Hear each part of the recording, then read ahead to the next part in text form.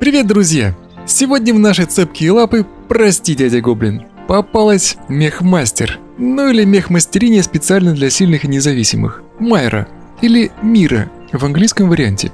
Героиня появилась в свободном доступе вчера, до этого была платная. Если не успели взять, обязательно берите, иначе придется ждать нового круга, пока снова появится в сундуках. Итак, что это за герой? Как и где предпочтительнее всего ее использовать? И рассмотрим в сегодняшнем обзоре. Так что присаживайтесь поудобнее и начинаем!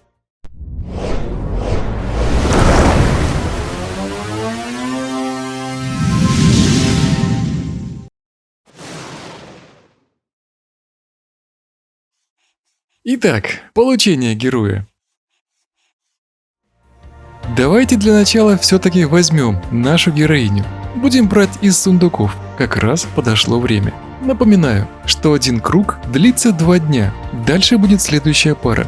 Раньше герои появлялись хаотично, я даже вел как-то график появления в группе ВК, можете посмотреть в архиве. Как видно, все было совершенно рандомно. Сейчас же добавлена возможность взглянуть, какие пары героев появятся в ближайшем месяце. Реально удобно. Итак, для этого заходим в лавку, щелкаем на маленький значок календарика в верхнем левом углу. Ну, почти в верхнем. Откроется табличка будущих пар героев. Можно чуть пролистать вниз и посмотреть, что будет в дальнейшем. А пока возьмем нашу мехмастериню Майру. Как видно, я накопил достаточно монеток и подгадал, чтобы у меня было не более 10 сундуков. Можно было снизить это количество и до 0, но я не стал, и сейчас объясню почему. Итак, открываем сразу 10 сундуков. Среди прочих прелестей выпала и наша героиня. Но как же тут иначе, вариантов уже нету. А теперь объясню, для чего я хранил 10 открытий. В комплекте с героем идут и усиления к нему, а это и карты опыта, и карточки до +8 к определенному скиллу и так далее. Все это достаточно выгодно. Вот взгляните. Можно слить оставшиеся монетки на усиление, оно того стоит, поверьте. Итак, героиню и усиление к ней мы взяли. Самое время взглянуть более пристально на это чудо природы. Приступаем. Базовые статы героя.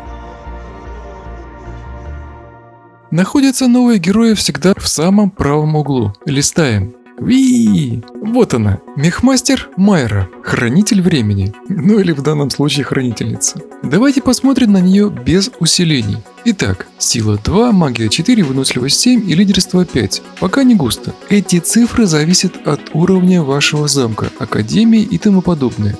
Чтобы увидеть реальные значения, проверяем базовые статы. Для этого нажимаем, к примеру, на силу.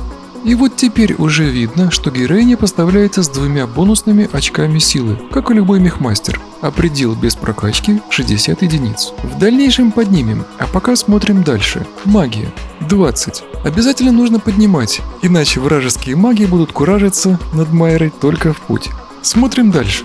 Выносливость. Точно так же, как и с магией. 20-ка. Очень мало. Учитывая, что героиня постоянно будет лезть в атаку, покажу позже, этого мало. Крайне важно как можно быстрее прокачать это значение до вашего возможного максимума и не скупиться на карточки, иначе Майра будет постоянно дохнуть. А мы двигаемся дальше. Лидерство. Точно так же 20-ка. Мало, но так как ни одно из заклинаний Майры не привязано к статам, терпимо. Поднимать желательно для общих статов, но это не критично. Критично поднять обязательно магию для защиты от магов и, самое важное, стамину, выносливость. Вот ее нужно гнать в первую очередь. А мы пока взглянем на здоровье персонажа. Заходим в сведения и жмем на полоску здоровья. Цифры, показанные на экране для каждого игрока, индивидуальные. Повторюсь, они зависят от уровня вашего замка, общих скиллов, прокачки в академии и так далее и тому подобное. Переменных очень много. В общем случае база складывается с бонусами. Нам же сейчас важно именно базовое здоровье. Смотрим. Просто для примера. Точно такая же героиня 1 уровня, но на другом моем аккаунте. Как видите, разница глобальна. Смотрим базовое здоровье. 41-40. К сожалению, также не густо. В отличие от, к примеру, Жака, который из дальнего угла спокойно простреливает все поле, плюс сам достаточно жирный по здоровью. Майра ни дальнобойностью, ни здоровьем не блещет. Это ее бесспорный минус. Но это здорово нивелируется ее способностями, которые рассмотрим ниже. А пока взглянем на атаку.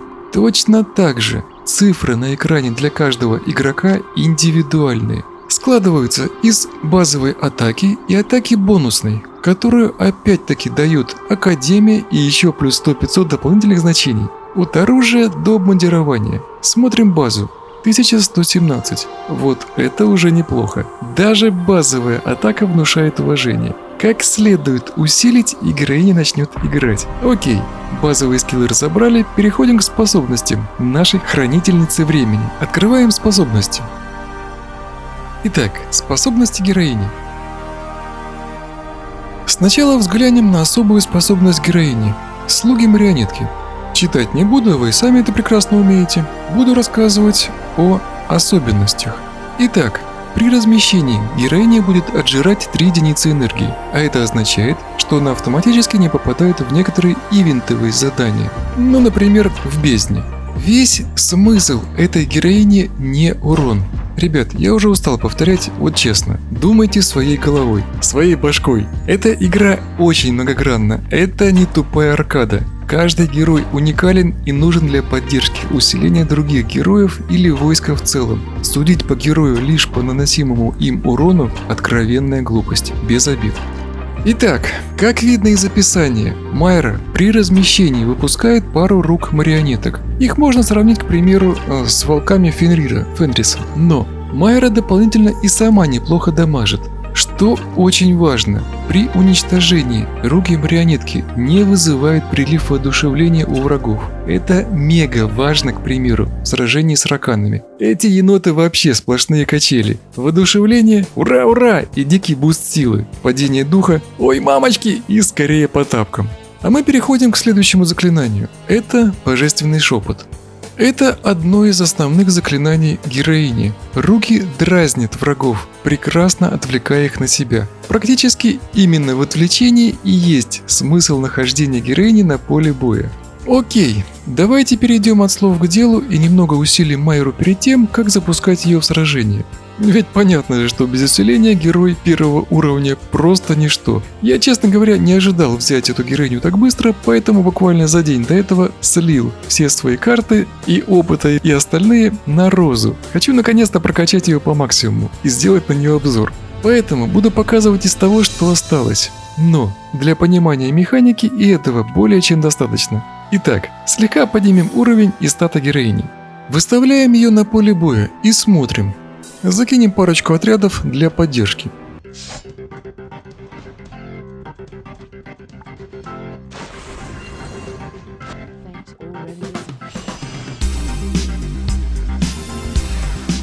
Как видно, что без прокачки скиллов все очень скромно. Руки марионетки лишь дразнят врагов, отвлекая их на себя.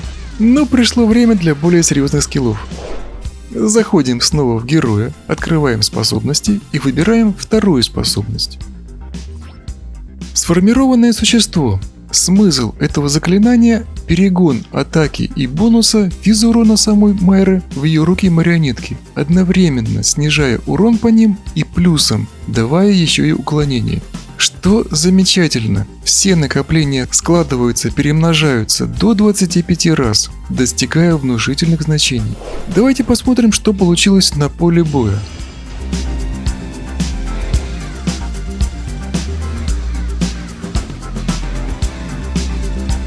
Ну что же, как видно, уже значительно веселее, но без поддержки войска все еще пока никак. Давайте активируем следующее заклинание. Петля времени. Вот это уже серьезно. Дополнительный урон и, что гораздо важнее, крит. Если вам этого мало, марионетки еще и восстанавливают свое здоровье, причем достаточно быстро. Китайские топы рекомендуют качать это заклинание в первую очередь, в самую первую очередь. Вообще, про очередность поговорим чуть позже, а пока посмотрим, что получилось.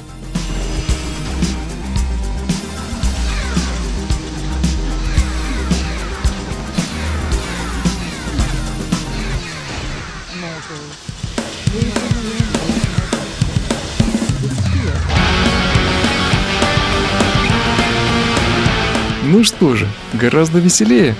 Давайте продолжим усиливать героя заклинаниями. Продолжим. Снова заходим в героя, способности и активируем божественное предупреждение. Смысл этого заклинания: если врагу удалось уничтожить марионетки, они, взрываясь, наносят приличное количество урона даже на первом уровне. При прокачке урон здорово увеличивается. А сама Майра начинает наносить урон по площади, плюс к основным атакам. Неплохо. Давайте посмотрим. Думаю, уже можно выставлять героиню и без поддержки. Сама справится.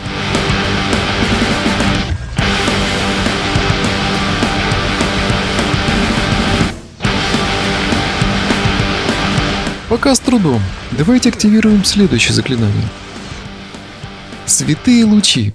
Смысл этого заклинания, что после 7 атак Майра выстреливает своей суператакой, так называемой четырехрожковой атакой. Но можно привести по аналогии с Аврилкой и, например, с Норой. Проще говоря, в 4 раза больше. Если же врагам удалось уничтожить марионеток, Майра делает супер выстрел уже через каждые 4 атаки. Давайте продемонстрируем это в действии.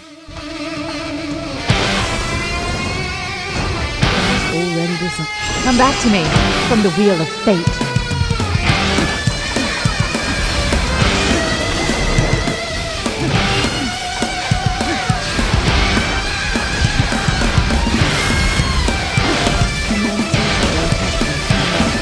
Ого, совсем другое дело. Вот это уже по-взрослому. Но мы не закончили. Продолжаем усиливать героиню. Мы подошли к единственному активному заклинанию героини – вихрь времени. Смысл этого заклинания – сокращение между появлениями очередных марионеток. Плюс увеличивается скорость атаки самой Майры. Не путайте, не атака, а именно скорость атаки. То есть резко подскакивает ее личный ДПС. Давайте взглянем на это в действии.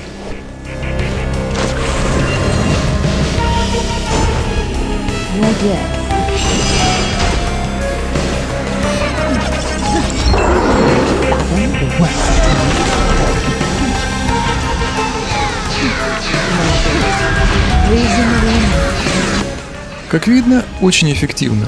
Но китайские топы в один голос не рекомендуют использовать это заклинание. И вот почему. Героиня сильна на пассивках, как, к примеру, Мака или Валари. Те оба наносят просто чудовищный урон, именно используя пассивные заклинания, не загружая нас излишним требованием к контролю и разгружая наше внимание. Также и здесь. Героиня прекрасно дамажит и самостоятельно, ведь отвлекаться на еще одну активку – непозволительная роскошь, и так в крайне ограниченном 3-минутном бою. Как показывает практика с нашими лагами, мы и так не успеваем использовать всех героев, поэтому пассивки – наш выбор. И мы плавно переходим к вопросу, что качать в первую очередь. Чтобы не быть голословным, заходим в башню и выберем записи последних боев. Выбираем мастерскую лигу. Расу можно не трогать. Героиня прекрасно подходит всем. Смотрим первые же бои. Ба, знакомые все лица. Кофебан, очень известный игрок. Ну к его-то мнению, вы, надеюсь, прислушаетесь. Вот, пожалуйста, Майра. Оружие, кепочка и побрякушки, как я понял, вешаются на героиню исключительно ради статов. Просто оцените ее мощь.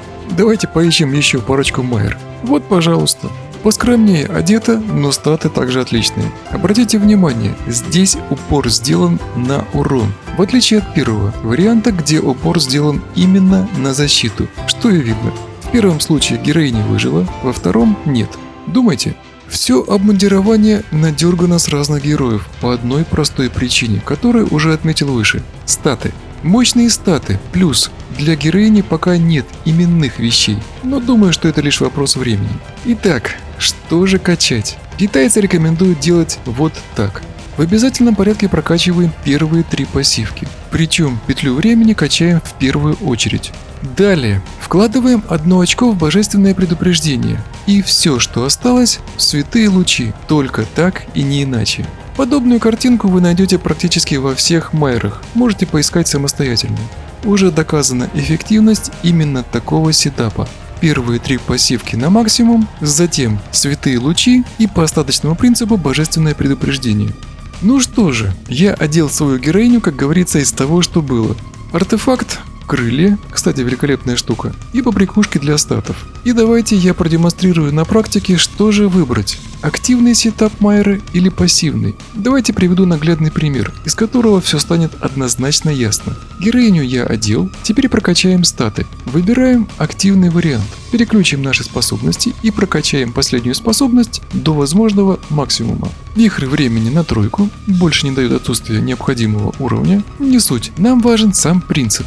Божественный шепот на 5 и оставшиеся способности распределяем по единичке. Заходим в более сложное подземелье. Лама раканов. Серьезные противники.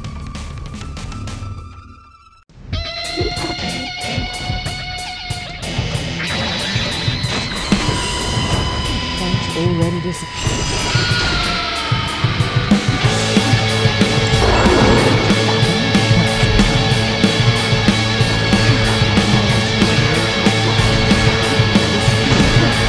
Come back to me from the wheel of fate.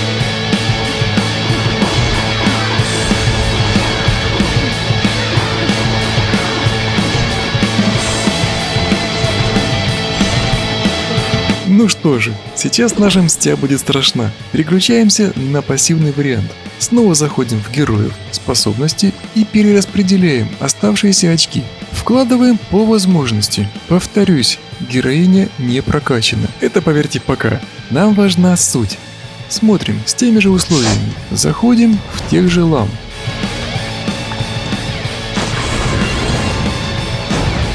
Already disappeared.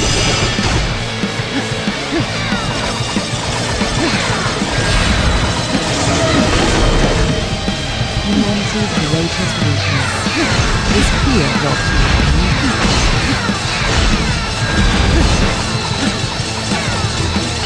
Come back to me from the wheel of fate. И наша Майра разобралась буквально за пару секунд. Думаю, комментарии здесь просто излишни. Давайте также покажу, как ведет себя героиня в битве с Гидрой. Марионетки Майры прекрасно отвлекают на себя врагов, даже учитывая многократное превосходство по силе.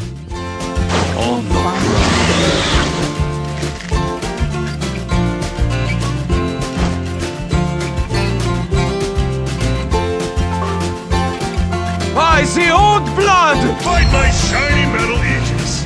Hold still. When they blink, we strike! Everyone, fire! Not even.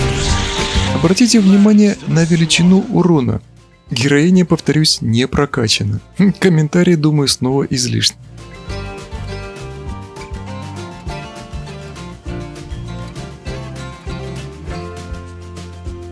Резюмируя. Ну что же, подошло время подбить итоги. Героиня сильна. Сильна, как уже говорил, не тупым уроном. Будете судить о герое лишь по урону, будете постоянно проигрывать. Контроль. Именно отвлечением врагов на себя Майра и заслуживает права находиться на любом поле боя.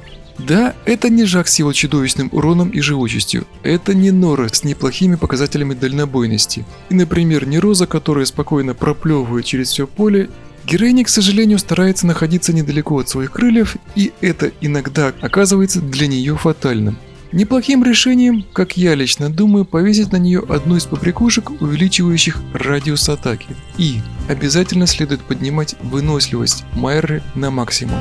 Одеждой, побрякушками и обязательно скиллами. Тогда она раскроется полностью. А на сегодня все. Думайте, развивайтесь и просто получайте удовольствие от игры. Оставайтесь на светлой стороне. Всем удачи и пока.